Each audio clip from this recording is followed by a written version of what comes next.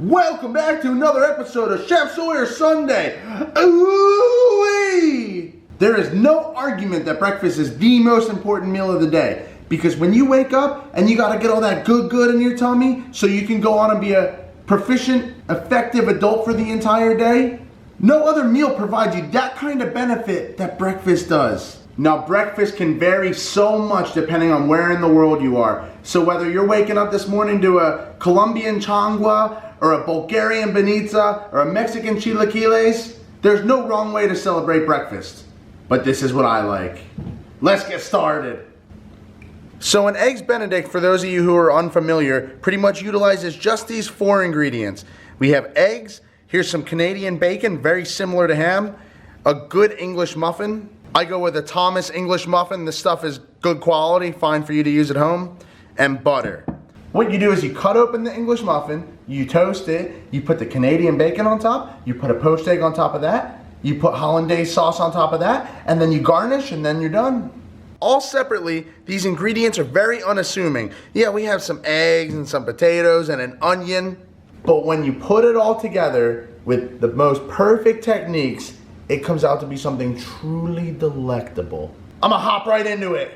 All right, so when we think about what to start first, you have to think about what takes the longest.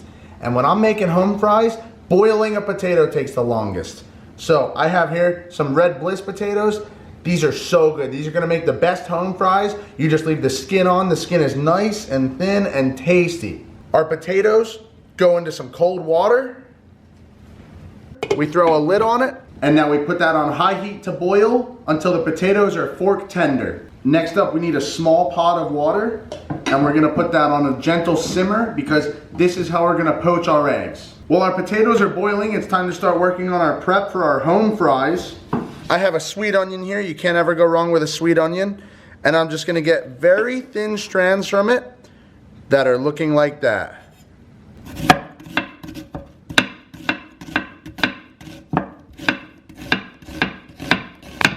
Reserve your shaved onions in a bowl. All right, our potatoes have been boiling away, and you know that they're ready? This is the knife test. You take a little knife, and you poke the largest potato in the thickest point, and as soon as your knife goes in with ease, then you know it's done. The results from this test are perfect. And now, what I do is I take our boiled potato, and I just go ahead and slice some circles.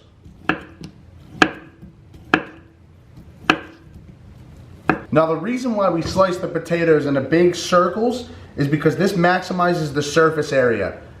And it means that when we throw these in a hot pan to get them crispy, then more of the potato will get crispier.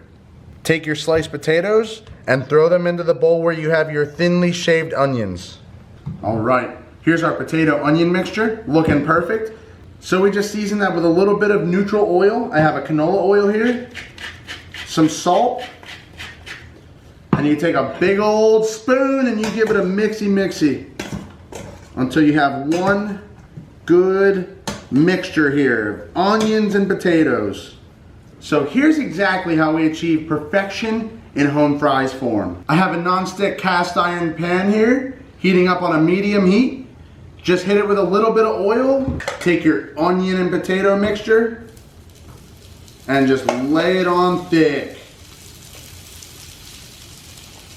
Make sure that you have a nice even layer. So push it out. Press it down and make sure you're getting a good sear all around the pan.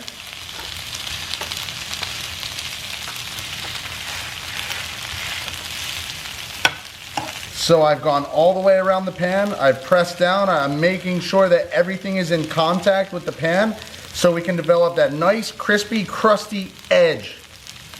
And now you let those potatoes go completely undisturbed for maybe 5 to 10 minutes, depending on how hot your heat is. This smells so good. But as we have this going, you know, we don't have to stand there and constantly monitor it. We can work on our sauce. So a Hollandaise is a first and foremost butter sauce, but it does require egg yolks only. So I'm just gonna separate the yolks. Here's a yolk. And you don't need too many egg yolks. They go a really far way and you add a lot of butter to it. So really about 2 egg yolks should be okay. And for that, 1 stick of butter is also okay. Once you can smell everything start to get a little bit crispy, you could just scrape up a little corner and take a peek at the underside. And that should give you some sort of idea about how much longer you need before you flip it. I see I have a good brown golden color underneath. So now I'm just gonna score it, cut it into more manageable sections, get a spatula full, and come in and flip it. And these potatoes are soft and creamy in the middle like mashed potatoes, but also on the same time on the surface, they're crispy and delicious like a good old French fry. So you guys can see I have great brown crispy crust all around here. The onions are nice and caramelized, they're starting to get sweet.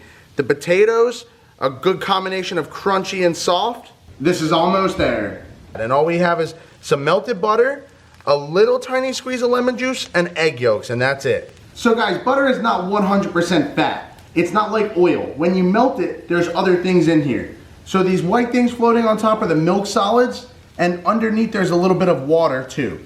So traditionally, what you would do is clarify the butter, which means clear it off. You just take a spoon and you scoop out all of these milk solids.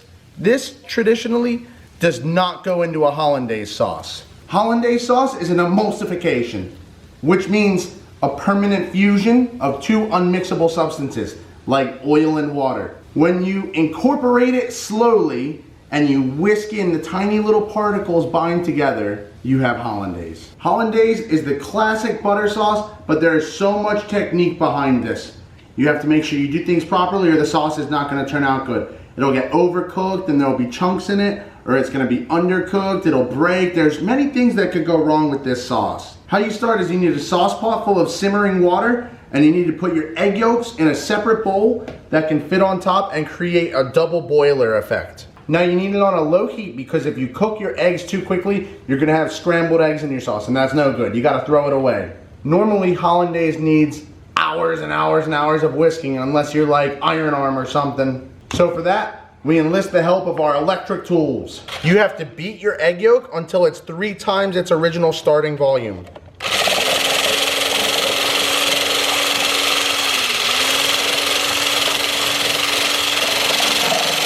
You have to do this over the heat, but if you think the egg yolks are getting too hot, lift them up and pull them away from the heat. And that's about what we're looking for, is for our yolks to be nice and creamy, like we incorporated much air into them. We increased its volume.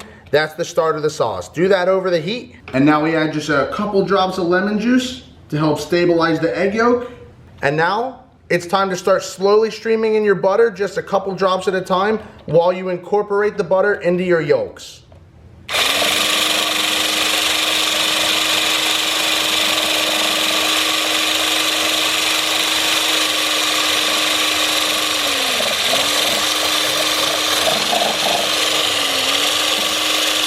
Now Hollandaise is a very, very technical sauce. You have to be very careful how quickly you add your butter. You have to be very careful what temperature your water is at. There's lots of things that you have to take into account here. It's a tough sauce to master. It truly is. After I incorporated the air and I emulsified the butter, it's almost like a mayonnaise consistency. This is exactly what you want. Nice, creamy, velvety egg yolk and butter sauce. This is exactly what the Hollandaise is. The sauce is a little bit too thick. It looks great, but I just want to thin it out a tiny bit. And for that, it's no problem to just add a splash of cold water and mix it in. You don't want to add too much because the sauce is supposed to be smooth and velvety. And if you see here, the way it gently coats the back of my spoon, and we can call that a perfect nappe consistency, this is exactly what you want. That's about the desired consistency of all sauces. And once you have that achieved, go ahead and hit it with just a little bit of salt. If you're using salted butter, you'll need either none or very little. And this Hollandaise sauce is perfect and ready to go. We have our Hollandaise sauce done. Home fries done. It's time to work on the Canadian bacon, which is very similar to ham. You can feel it all over. Can feel it all over. Hot pan, a little bit of oil. Let's get our Canadian bacon heated up. Here's our English muffins. You definitely want to make sure you open up the English muffin for all the nooks and the crannies, because when you just slice through, you're totally neglecting all of those. And they're important. Look at them. Look at the nooks and the crannies. I'm going to go ahead and pop these in the toaster oven to get them crispy. You could do them in the grill. You could put them in a hot pan with some butter, all the same. All we need to do is give the Canadian bacon a quick flip, because it's already fully cooked. We just got to get it warm, and if we cook it too much, we'll dry it out. Here's our poaching liquid for our egg. That's the last step. We just have to poach our eggs and assemble. And it's imperative that we add just a splash of white vinegar. And for a poached egg, poaching is very similar to boiling, except it's at a lower temperature like a simmer is. It's going to be about 160 to 170 degrees. And the way to properly poach an egg is you crack it into a bowl. We have our water here at perfect poaching temperature. You give the water a good spin. You make sure that pot is nice and moving. And you gently dip the egg right down. And what the spin does is it keeps the egg centered, as you can see, and it doesn't have whites floating off everywhere. And now you make sure before you add your second egg that the white has settled on the first one, or else the whites will fuse together. And now just try and keep it a little separate from the first one.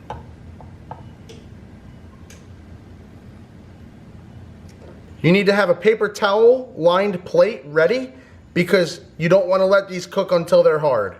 This is something that is intended to be served soft with a runny yolk. So you have to be ready to pull it out on a moment's notice. And they take about 3 to 4 minutes depending on your heat or how runny you like your egg. I like my egg very runny, so I just wait until the white settles up. After you give it about 3 minutes, it's a good time to check on them. And what you're looking for is a firm white that is set all the way around, but still a soft yolk in the middle. And you have to take into account for carryover cooking, which means after you pull it from the water, it's going to continue to cook a little bit more. So the egg can go right on your paper towel. Before your next round of eggs, just go ahead, skim out any whites that are left behind. You don't want those in there. And now it's time to start on the second round of eggs.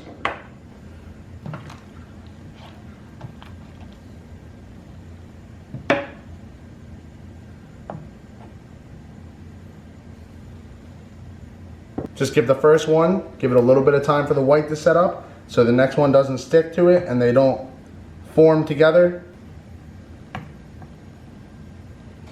The bowl is really extremely beneficial to making sure that your egg stays good, because if you plop it into the water from too high up, it's not gonna look good. These eggs all look absolutely perfect, and now that they're done, everything is done. Let's put it together.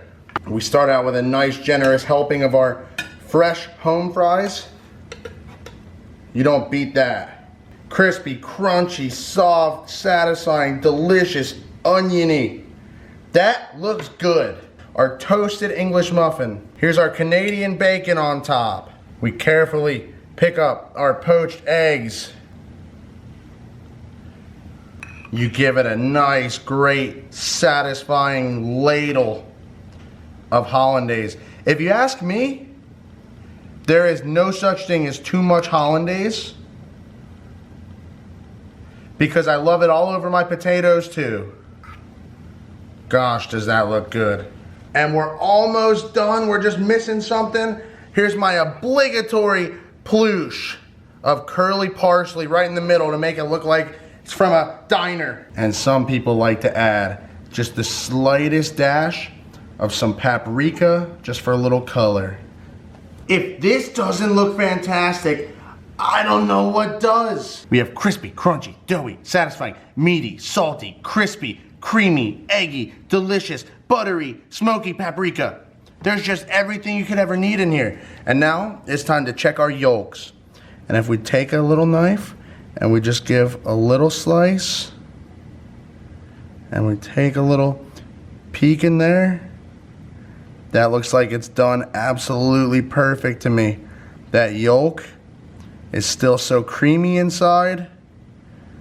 That's exactly what you want with your eggs Benedict. Give it a little slice open, let that yolk run over everything. That's how it's meant to be enjoyed. Thank each and every one of you for coming back week after week to support me. I love you guys. I love what I do. I love making videos, and I'm having so much fun with this, and I'm glad that there are some people out there that enjoy my content. See you guys soon. I'll come back next week swinging with another big video as usual. Chef Sawyer out of here.